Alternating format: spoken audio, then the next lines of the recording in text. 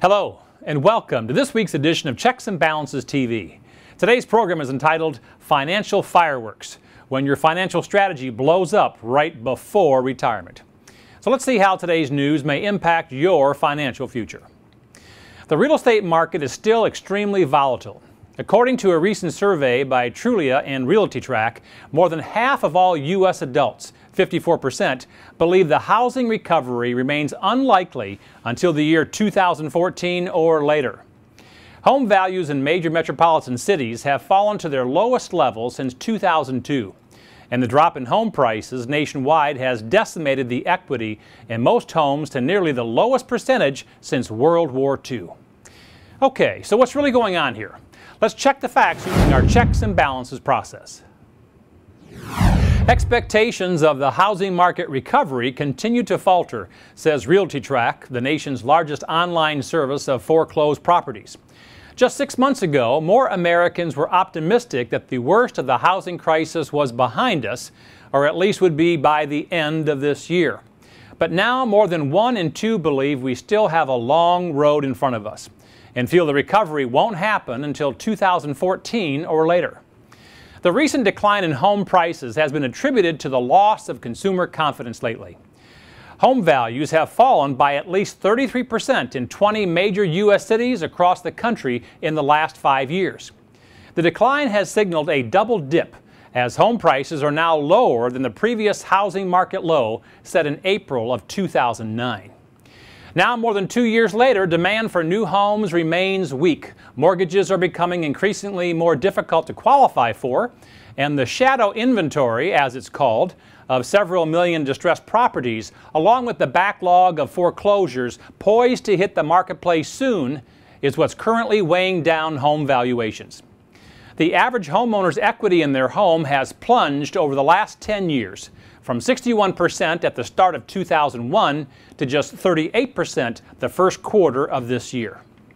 Many homeowners are simply giving up and walking away from their homes and the mortgages they still owe. Okay, so now that we've checked the facts, let's balance this news using our checks and balances process to determine what action you should take today. The average price of a home in the U.S. has doubled from 2000 to 2006 and nearly tripled in some parts of the country. Homeowners that purchased their homes toward the end of this time period have seen their home values cut in half, and many have few options other than to continue to pay their mortgage payment or let the bank foreclose on their property. In Las Vegas, dubbed the foreclosure capital of the U.S. for the last 4 years, 66% of homeowners with a mortgage are underwater, compared to 23% nationwide. Although the Las Vegas economy has suffered as a result of the recession, according to the Nevada Association of Realtors, nearly 1 in 4 homeowners who defaulted on their mortgage in Nevada said they did so even though they could afford their monthly mortgage payments. Now, for boomers, the recession is redefining their retirement plans. Not only has the recession led to the Wall Street meltdown and significant drops in their 401k values, but high unemployment among boomers during what would have been normally their peak earning years is crippling the expected size of their retirement nest egg. And if they're still carrying a mortgage, the drop in their home value and equity means that their home will likely not be a significant source of potential income or collateral in retirement. You know, a home can only have financial value if there is equity. Okay, so what's the bottom line here? It seems as if boomers can't catch much of a break these days. Ironically, the generation that grew up challenging the status quo is now having to redefine what retirement will look like for them. A traditional retirement is something they will need to work harder for and likely longer for to achieve what they envision retirement would be like for them. The 2 largest assets that people traditionally own are a retirement plan and a home. But thanks to the recession, both have experienced a sharp decline. If you have owned your home for more than 5 years and have weathered the most recent roller coaster ride of home valuations, you will soon be faced with the decision of what to do with your home in retirement. And you have a few options. You can stay in your home And if you still have a mortgage, refinance that mortgage, or shorten the number of years left on your mortgage, thereby giving you added equity for retirement. Or you could downsize.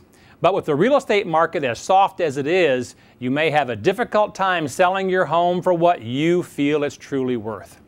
Or if you still have a good percentage of equity in your home, or if the mortgage is paid off, you could take out a reverse mortgage and let the mortgage company pay you a check every month. Each of these ideas, though, deserves careful consideration.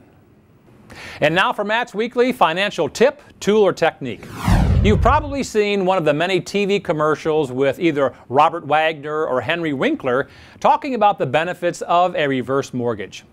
And if you're one of the fortunate ones who still has a large percentage of equity in their home, this may be a viable option for you.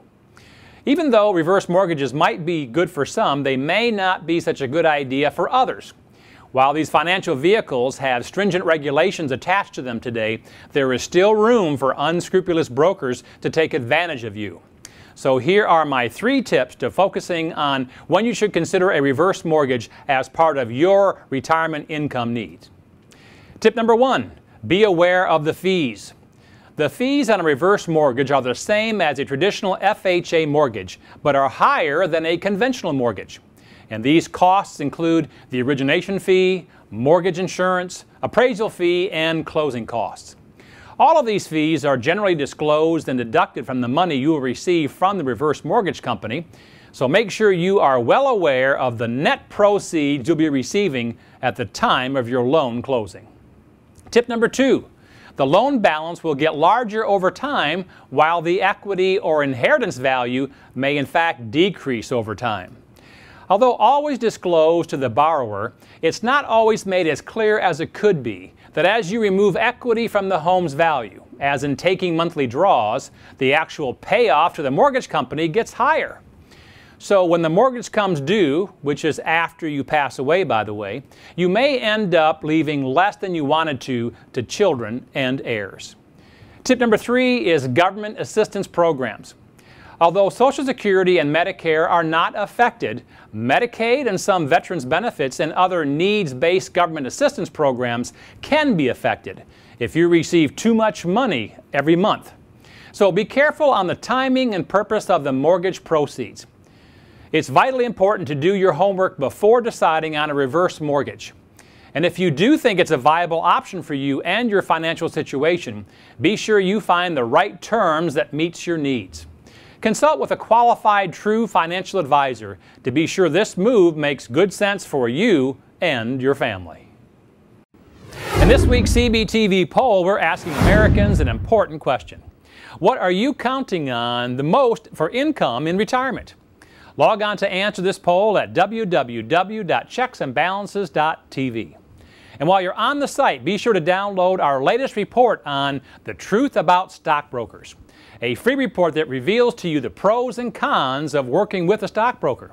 And we will also pull back the curtain and reveal some of the unscrupulous business practices of some brokers and the firms they represent. And finally, remember that only you can control your financial future. You can succeed. You just need confidence and determination. I'm Matthew J. Rettick from Checks and Balances TV.